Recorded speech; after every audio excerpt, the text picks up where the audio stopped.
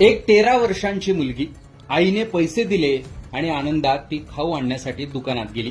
तिच्या चेहऱ्यावर आनंद असेल, दुकानातून घेतलेला खाऊ खाण्याची ओढ असेल, पण तिच्या नशिबात तो खाऊ नव्हता. ती दुकानात गेली आणि परत आलीच नाही. ही धक्कादायक घटना कल्याणची असून चिमुकलीला न्याय देण्यासाठी पुन्हा बदलापूर करा अशी मागणी होताना दिसते.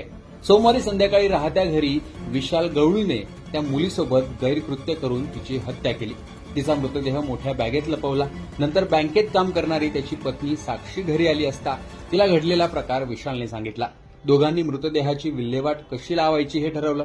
आधी घरात पडलेलं रक्त पुसून काढलं आणि रात्री मित्राची रिक्षा बोलावून घेतली. त्यानंतर स्वतः रिक्षा चालवत विशाल पत्नीसह मृतदेह असलेली बॅग घेऊन बापगावला गेला. एवढं सगळं कृत्य करूनही आरोपीला जराही पश्चाताप नव्हता.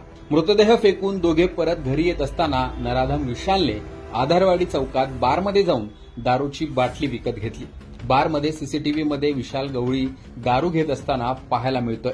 तेव्हा कुठलीही भीती किंवा पश्चाताप त्याच्या चेहऱ्यावर दिसत नाही. तिथूनच तो पत्नी साक्षीच्या गावी शेगाव येथे निघून गेला, तर साक्षी घरी परतली. पोलिसांनी साक्षीची चौकशी केल्यानंतर तिने हा सर्व उलगडा केला. विशालला दाढी होती, परंतु आपल्याला कोणी ओळखू नये म्हणून त्याने शेगाव या ठिकाणच्या सलूनमध्ये दाढी काढून टाकली. त्यानंतर तो पेहराव बदलून सलूनमधून बाहेर पडत असतानाच पोलिसांनी त्याला ताब्यात घेतलं. आरोपीच्या घराबाहेर पडलेल्या रक्ताच्या डागांवरून त्याने मुलीची हत्या केल्याचं उघड झालं आणि त्यानंतर चौकशी केल्यानंतर सर्व माहिती समोर आली. विशालला या गुन्ह्यात साथ देणारी त्याची पत्नी साक्षी ही त्याची तिसरी पत्नी आहे. त्याच्या 2 बायका त्याला सोडून गेल्या आहेत. विशालवर यापूर्वी विनयभंग, चोरी, मारहाणीचे देखील गुन्हे दाखल आहेत. त्याला तडीपारीची शिक्षा देखील झालेली आहे.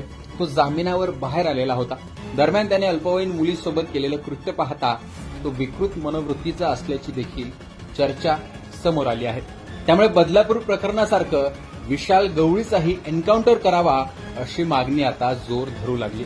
या प्रकरणात विशाल गवळी, त्याची पत्नी आणि रिक्षा चालक मित्र यांना अटक करण्यात आली असून आता या प्रकरणात कोणती ठोस पावलं उचलली जातात, आरोपीला कठोरात कठोर आणि किती वेळा शिक्षा होते ते पाहणं महत्वाचं असणार आहे. पण एकूणच या घटनेमुळे राजकारणही रंगलंय आणि राज्यभरातून संताप देखील व्यक्त केला जातो. या घटनेविषयी, या नराधमाविषयी तुमचं मत कमेंट बॉक्समध्ये सांगा. लोकमतचं युट्यूब चॅनल सबस्क्राईब केलं नसेल तर आठवणीने सबस्क्राईब देखील करा.